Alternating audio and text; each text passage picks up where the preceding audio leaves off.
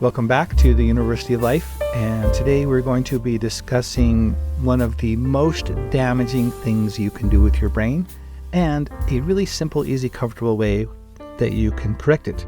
And you may be familiar with the topic already, but I bet you're not familiar with this solution, which is so easy and effective and all around good. I'm Sean Roundy, and this comes from 2 chapters of my book, Heal Your Emotions, a practical guide to speaking your brain's languages and turning pain into power. It's got 12 chapters with average probably 35 subchapters, and the ones I'm going to read you today are 7.43 and 7.44. And the chapter title of 7.43 is Shout Your Shame. One of the most intense and damaging types of fear is shame. Shame means that on some level, you fear that if people knew some particular thing about you, then they would abandon you, which is a very real fear for the subconscious mind. Shame is rarely defeated by talking yourself out of it, defending yourself against its relentless accusations, which requires playing the game on shame's turf where it has the home court advantage. Instead, conquer shame by transcending, by rising above and denying that shameful thoughts and feelings have any validity in the first place. Just like other fears, shame can be relatively easy to address. You may start as small and safely as you like on the following continuum and proceed only as far as you wish. Repeat each step until it grows comfortable before moving on. 1. Once you've identified your source of shame, imagine confessing it out loud while driving alone in your car or anywhere else no one can hear you. Do this until you feel comfortable. 2. Once it's easy to imagine expressing your shame to no one, do it. Turn up the music and whisper it under your breath if necessary. Then say it louder and louder until you can shout it without feeling ashamed. 3. Imagine revealing your shame to a trusted friend. Imagine them responding very supportively, such as laughing it off as no big deal and giving you a warm hug, assuring you that they will love you forever no matter what. 4. Imagine revealing your shame to increasingly large groups of people who all respond positively until you're shouting it with a megaphone to the entire world. Your secret is now totally out and you have nothing left to hide. 5. Note that this technique works best when you're not in the middle of a shame spiral to more easily experience and blend positive feelings with it. 6. Actually tell your shame to the people who you trust. Give them a chance to respond positively and prove that it's not as big a deal as you imagined. 7. We don't necessarily recommend shouting your shame to the entire world, not because it's not perfectly normal and okay to have flaws, but because the world is sometimes an insecure, emotionally reactive, stupid jerk who should not be trusted with sensitive information. 8. But hey, if you feel that confident and have truly reached the point where you don't care what anybody thinks of you and you want to go for it, then bravo. Stand up, speak up, and enjoy your empowerment. People may admire your honesty and courage and realize that they too are worthy of love despite imperfections. What you will steadily recognize as you progress through these steps is that nobody really cares about your faults, and they're not as big of a deal as your subconscious mind led you to believe, and that most people are more worried about their own acceptance than whether you're as flawed as everybody else. Furthermore, anybody who can't get over your flaws doesn't really count because that's not really about you. It's about them and their mentality. If only they loved themselves more, they would also find it easy to forgive you and overlook your faults. So this chapter, I noted, it does have some references to previous chapters, like it mentioned blending with positives.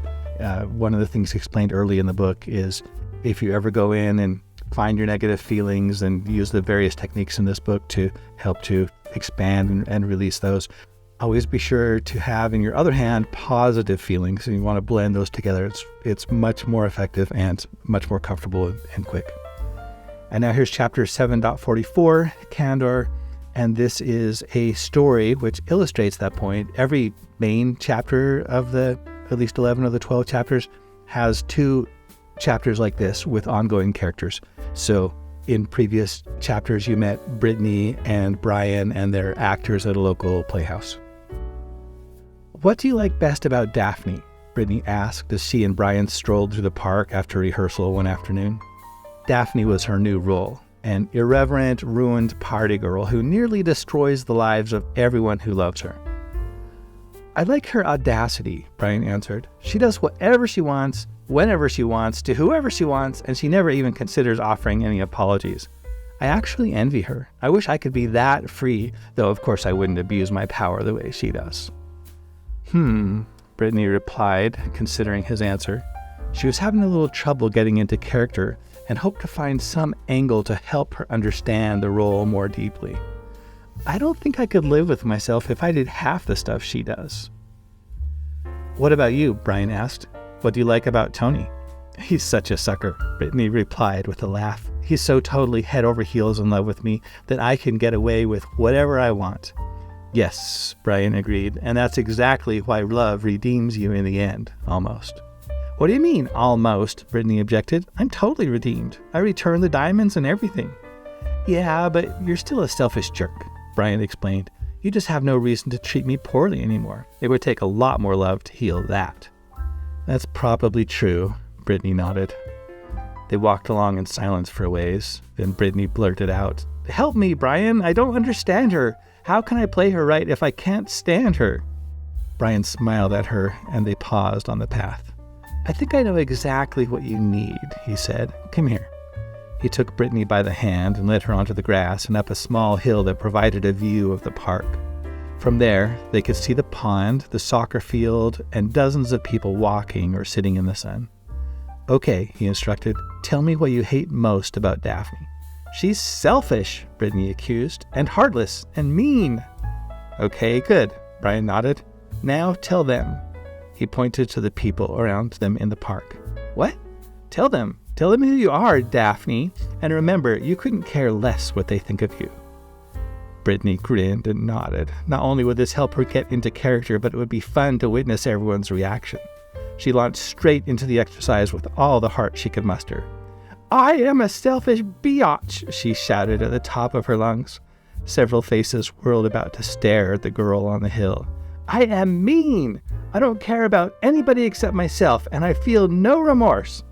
More faces turned her way, and Brian and Brittany laughed so hard that they could hardly stand.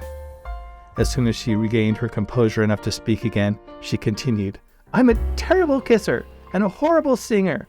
I think I'm perfect, but I take myself too seriously, and I'm way too dramatic at everything I do. Brian then joined in as Tony.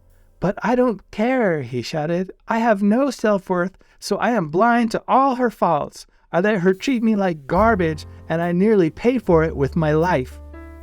Brittany took a deep breath and was just about to start shouting again when a voice from across the park shouted back. I cheat on my taxes, a man yelled. I let my dog poop on my neighbor's lawn, and I vote Republican. That was too much. Brittany and Brian both collapsed on the lawn, laughing so hard that tears streamed from their eyes. Most people ignored them by now, though a few looked amused or mildly embarrassed for them. Now, I hope you will really actually put this technique to use.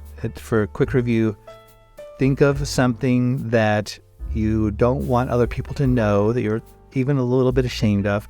Or if you can't think of something like that, just think of something that you wouldn't feel comfortable saying out loud and speaking up, even if it's something totally innocuous. Like, just imagine yourself standing up in front of a group and saying, good morning, everybody, or whatever it is.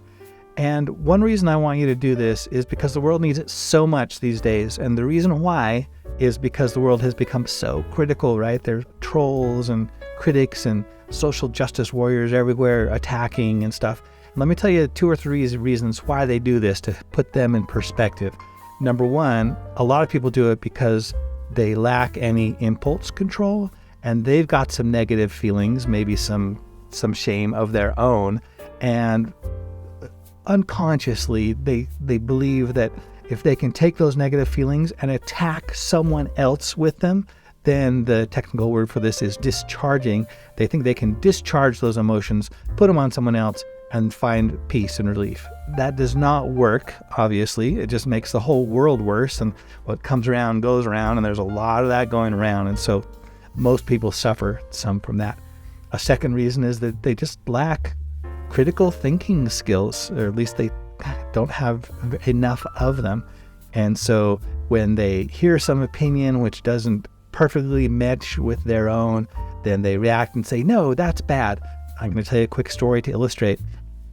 We were on a rescue one day, my search and rescue team. There was a motorcycle a rider who crashed in the mountains, and it was kind of on a steep hillside where the trail did a switchback. And we arrived, and then one of the local city ambulances was there as well. And so they were in charge of medical at this point on this one.